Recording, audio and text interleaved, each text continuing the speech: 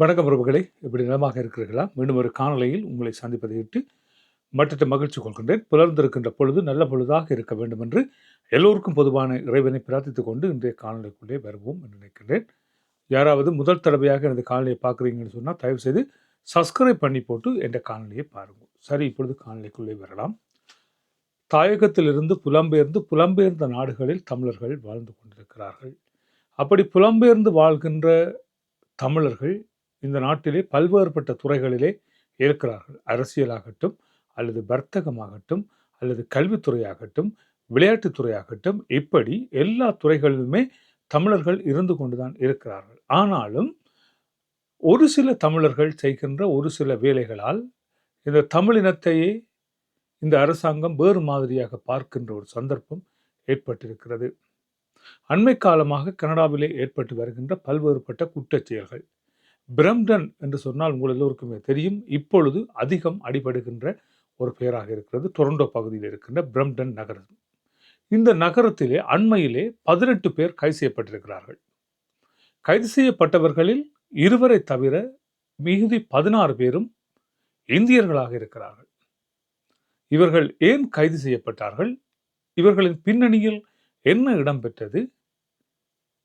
இவர்கள் கைது செய்யப்படுவதற்கான காரணம் என்ன என்பது தொடர்பாக இன்றைய காணொளியிலே ஆராயப் போகிறோம். யாராவது முதல் தடவையாக வந்திருந்தா சப்ஸ்கிரைப் பண்ணி போட்டு வாங்கோ. இப்போ வாங்கோ, காணொளிக்குள்ள போகலாம்.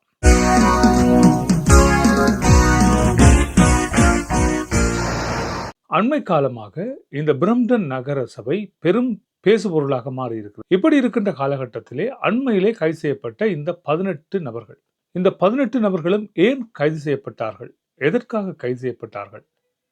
இவர்கள் கைது செய்யப்படுவதற்கான காரணங்கள் என்னவாக அமைந்திருக்கின்றன என்பதை ஆழமாக உற்று நோக்குவமாக இருந்தால், கனடா இந்த நாட்டில் வந்து எல்லோரையுமே குடியேற வைத்திருக்கிறது. சகலருக்கும் சகல வசதிகளையும் தந்திருக்கிறது. சமத்துவமான நாடாக ஒற்றுமையாக வாழ்வதற்கு வழிவகுத்திருக்கிறது. இப்படி இருக்கின்ற இந்த நேரத்திலே பார்த்தீர்களானால் ஒரு சிலர் கனடாவிலே இருக்கிறார்கள். எந்த விதமான வேலைக்கும் செல்ல மாட்டார்கள். ஆனால் அவர்கள் வைத்திருக்கின்ற வாகனங்களை பார்த்தீர்களானால் அதி விலை உயர்ந்த சொகுசு வாகனங்களை வைத்திருப்பார்கள். அளவுக்கு அதிகமான பெறுமதி மிக்க வீடுகளை வைத்திருப்பார்கள். இவற்றையெல்லாம் எப்படி இவர்கள் சம்பாதிப்பார்கள் என்பது ஒரு கேள்விக்குறியாகத்தான் இவ்வளவு காலம் இருந்து வந்தது.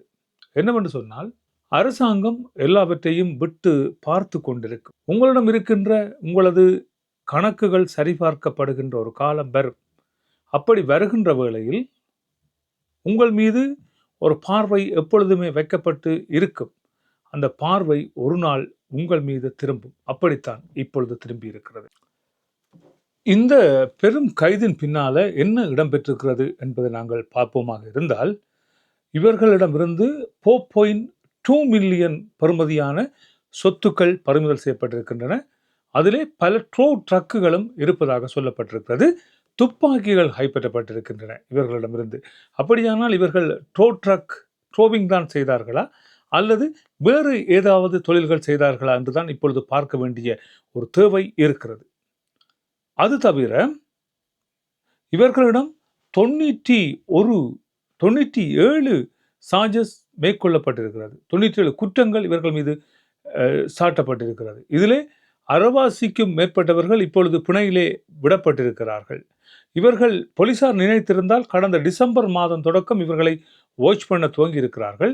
போலீசார் நினைத்திருந்தால் 200க்கும் மேற்பட்டவர்களை கைது செய்திருக்கலாம். இதிலே தான் ஈழத்தமிழர்களும் உள்ளடங்குகிறார்கள். இந்த 200 பேருக்குள்ளே பல்வேறுபட்ட ஈழத்தமிழர்களும் உள்ளடக்கப்படுவதாக தெரிவிக்கப்பட்டிருக்கிறது. இந்த 200 பேரை விட போலீசாருக்கு தேவைப்பட்டது இதனது தலையாக இருப்பது யார், இதற்கு பின்னால் இருந்து இவர்களை இயக்குவது யார் என்பது கண்டுபிடிக்க வேண்டிய தேவை போலீசாருக்கு இருந்ததன் காரணமாக இந்த 18 தலைகளும் இப்பொழுது கைது செய்யப்பட்டிருக்கிறார்கள். கைது செய்யப்பட்ட இந்த 18 தலைகளிடமும் பல்வேறுபட்ட விசாரணைகள் மேற்கொள்ளப்பட்டு இருக்கின்றன. விசாரணையிலே பல திடுக்கிடும் தகவல்கள் வெளிவந்திருக்கின்றன. அவற்றின் அடிப்படையிலே இந்த 97 குற்றங்கள் இவர்கள் மீது சாட்டப்பட்டிருக்கிறது. ஒரு வாகனம் விபத்துக்கு உள்ளாகிட்டு சொன்னால் நாங்கள் என்ன செய்வோம்னு சொன்னால், உடனே டெலிஃபோன் எடுத்து 911க்கு அடித்து எங்களோட கார் இப்படி விபத்துக்கு உள்ளாகிட்டு இன்ன இடத்துல நிற்குதுன்றதை நாங்கள் தெரிவிப்போம். அப்படி நாங்கள் தெரிவிக்கிற சந்தர்ப்பத்திலே அந்த இடத்துக்கு போலீசார் வருவதற்கிடையிலே இந்த ட்ரோவிங் ட்ரக்காரர்கள் அங்கே வந்து விடுகிறார்கள். எப்படி இவர்கள் வருகிறார்கள் என்று பார்க்கின்ற வேளையில் இவர்களது வாகனத்திலே பூட்டப்பட்டிருக்கின்ற ரேடியோ கருவி மூலமாக போலீஸுக்கு நாங்கள் தொலைபேசி அழைக்கின்ற வேளையில் இவர்களது ரேடியோவிலும் அது கேட்கப்பட்டுவிடும். எனவே இவர்கள் உடனடியாக இவர்களுக்கு கிட்டவாக இருக்கிற வேளையில் இவர்கள் அந்த இடத்துக்கு வந்து விடுவார்கள். அந்த இடத்துக்கு வருகின்ற வேளையில் உண்மையிலேயே 2 கார் தான் விபத்துக்கு உள்ளாகி இருக்கிறது என்றால் வருகின்ற ட்ரோவிங் ட்ரக் 4 இருக்கும். எனவே அவர்களுக்குள்ளே பிணக்கு ஏற்படக்கூடிய ஒரு சந்தர்ப்பம் அந்த இடத்திலே ஏற்படுகிறது. உண்மையிலேயே எனது கார் விபத்துக்கு உள்ளாகி இருக்கிறது என்று சொன்னால் நான் எனக்கு விரும்பிய ஒரு தமிழருக்கு அழைப்பை ஏற்படுத்துவேன். அதுதான் என் பழமையாக இருக்கிறது. எனது கார் இன்னொரு இடத்துக்கு கொண்டு போக வேண்டும் என்றால் நான் எனக்கு தெரிந்த ஒரு தமிழருக்கு நான் கால் பண்ணி எனது வாகனத்தை தூக்குவதைத்தான் நான் விரும்புவேன்.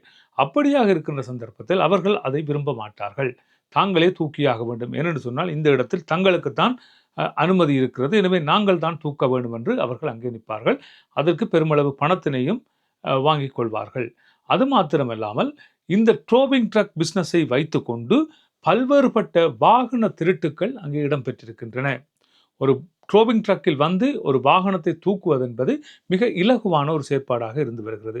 ஒரு வாகனம் விபத்துக்குள்ளாகிவிட்டது, அவற்றை தூக்க வருகிறோம் என்றால் கையிலே ஒரு போலியான டிக்கெட்டை வைத்துக் கொள்வார்கள்.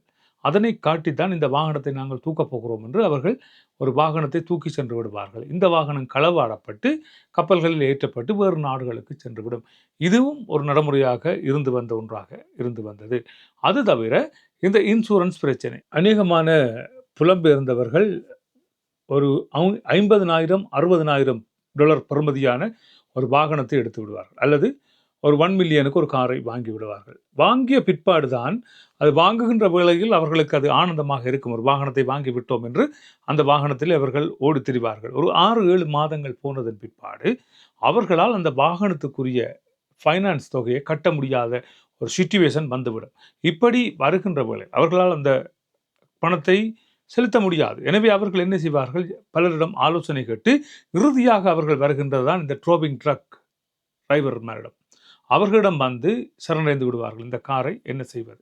எனவே அவர்கள் என்ன செய்வார்கள் என்று சொன்னால், ஓகே, நீங்கள் இந்த காரை நாங்கள் சொல்கின்ற பகுதிக்கு ஓட்டிச் செல்லுங்கள், நாங்கள் இன்னொரு காரால் உங்கள் காரை இடிப்போம் என்று சொல்வார்கள். இங்கோ ஒரு இடத்திலே திருடப்பட்ட ஒரு காரை கொண்டு வந்து ஒரு நபர் கேமரா இல்லாத ஒரு இடத்தில் வைத்து இந்த காரை புதிய காரை திருத்த முடியாத அளவுக்கு ஒரு விபத்தை ஏற்படுத்துவார். விபத்து ஏற்படுத்தி அந்த வாகனத்தில் குறைந்தது ஒரு 4-5 பேர் இருக்கிறார்கள் சொல்லுங்க. அவர்கள் அப்படியே வாகனத்துக்குள்ளே இருந்து கொள்வார்கள். இந்த வாகனத்தை திருடி வந்து இந்த வாகனத்தோடு இடித்த நபர் இறங்கி ஓடிவிடுவார். இவர்கள் உடனடியாக போலீஸுக்கு தகவலை தெரிவிப்பார்கள். போலீஸும் ஆம்புலன்ஸும் அந்த இடத்துக்கு உடனடியாக வருகிறது, அல்லது ஃபயர் பிரிக் அந்த இடத்துக்கு வரும். ஃபயர் பிரிக் வருகின்ற வேளையில் இந்த 5 பேரோ 4 பேரோ இந்த காருக்குள் இருப்பவர்கள் ஆம்புலன்ஸில் ஏற்றப்பட்டு மருத்துவ பரிசோதனைக்காக அனுப்பப்படுவார்கள்.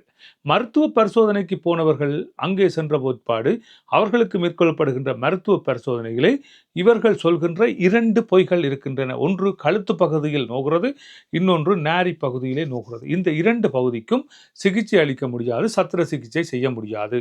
எனவே அதை கண்டுபிடிப்பதும் மிக மிக கடினம். எனவே இவர்களுக்கு அந்த இன்சூரன்ஸ் கம்பெனி இவர்கள் வேலைக்கு செல்ல முடியாது என்று தெரிவிக்கின்ற கட்டத்தில் இவர்களுக்கு ஒரு தொகை பணத்தினை மாதா மாதம் செலுத்தி கொண்டிருக்கும், ஒரு நல்ல ஒரு முடிவுக்கு வருகின்ற வரைக்கும். இப்படியாக இருக்கின்ற வேளையில் அந்த வாகனத்துக்கு கட்டுமான காசை இந்த இன்சூரன்ஸ் கம்பெனி கட்டிவிடும். இப்பொழுது வாகனத்துக்குரிய காசும் கட்டியாகிவிட்டது, இவர்கள் வேலைக்கும் போக தேவையில்லை, இவர்களுக்கு வருமானம் வந்து கொண்டிருக்கிறது. இப்படியாகத்தான் இந்த கம்பெனிகள் இப்போ இவ்வளவு நாளும் செயல்பட்டு கொண்டிருந்தன. அவற்றின் பின்னணியில் செயற்பட்ட இந்த 18 நபர்களும் தான் இப்பொழுது கைது செய்யப்பட்டிருக்கிறார்கள். இது இப்படியாக போய்கொண்டிருக்கின்ற காலகட்டத்தில் இது எப்படி வெளிவந்தது என்று சொன்னால், இந்த ட்ரோவிங் ட்ரக் கம்பெனிகளுக்கிடையே போட்டி வந்துவிட்டது. 2 கம்பெனிகள், மெயினாக 2 கம்பெனிகளுக்கிடையே போட்டி வந்துவிட்டது. நீ இந்த இடத்தில் தான் ஏற்ற வேண்டும், நீ இந்த இடத்தில் தான் ஏற்ற வேண்டும், எங்கள் பகுதியில் வந்து நீங்கள் விபத்துக்களை ஏற்படுத்த முடியாது என்று சொல்லி ஒரு பிரச்சனை வந்த இடத்தில் இவர்களது ட்ரோவிங் ட்ரக்கை எதிரணியினரும் அவர்களது ட்ரோவிங் ட்ரக்கை மற்ற அணியினரும் கொளுத்த ஆரம்பித்து விட்டார்கள். இதனால் இந்த ட்ரோவிங் ட்ரக் கம்பெனிகளின் பிஸ்னஸ் படுத்து போக இவர்கள் இந்த ட்ரோவிங் ட்ரக் கம்பெனியினது வேலைகள் எல்லாம் நிறுத்தப்பட்டு விட இவர்கள் தேர்ந்தெடுத்த ஒரு விடயம்தான் பெரும் செல்வந்தர்களை விரட்டி பணம் சம்பாதிப்பது என்று ஆரம்பித்து விட்டது. இவர்கள் தேர்ந்தெடுத்தது இந்தியாவினுடைய பெரிய பெரிய முதலாளிமார், கனடாவில் இருக்கின்ற பெரிய பெரிய முதலாளிமார்களை தேர்ந்தெடுத்து அவர்களை மிரட்டி இவ்வளவு பணம் தரத்தான் வேண்டும் என்று மிரட்டி அவர்களிடம் பணங்களை பெற்றிருக்கிறார்கள். இப்பொழுது இவர்கள் தான் கைது செய்யப்பட்டிருக்கிறார்கள். அது தவிர பல்வேறுபட்ட தகவல்கள் இவர்களிடமிருந்து பெறப்பட்டிருக்கின்றன. யார் யாரை விரட்டினார்கள், இவர்களை விரட்டுவதற்கு யார் யார் உதவி புரிந்தார்கள்.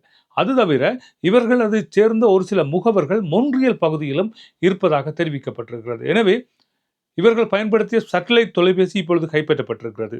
சாதாரண தொலைபேசி என்றால் நாங்கள் கதைப்பதை ஒட்டு கேட்டு விடுவார்கள் என்று சேட்டலைட் தொலைபேசி வைத்து இவர்கள் பேசியிருக்கிறார்கள். இப்பொழுது 18 பேரில் 16 பேர் இந்தியர்கள், இவர்களோடு தொடர்பில் இருந்தார்கள் என்று சொல்லப்படுகின்ற மொன்றியலைச் சேர்ந்த 4-5 நபர்களும் இப்பொழுது தேடப்பட்டு வருகிறார்கள். அவர்களும் மிக விரைவிலே கைது செய்யப்படுவார்கள் என்று சொல்லப்படுகிறது.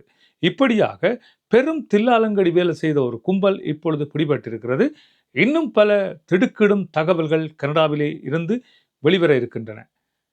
புலனாய்வாளர்கள் தங்கள் வேலையை ஆரம்பித்து விட்டார்கள். எனவே மிக விரைவில் பல சம்பவங்கள் வெளிவரும் என்று எதிர்பார்ப்போம். மற்றும் ஒரு காணொளியில் சந்திக்கலாம். அதுவரை அன்பு வணக்கங்களை கூறி விடைபெற்று செல்கின்றேன். நன்றி, வணக்கம்.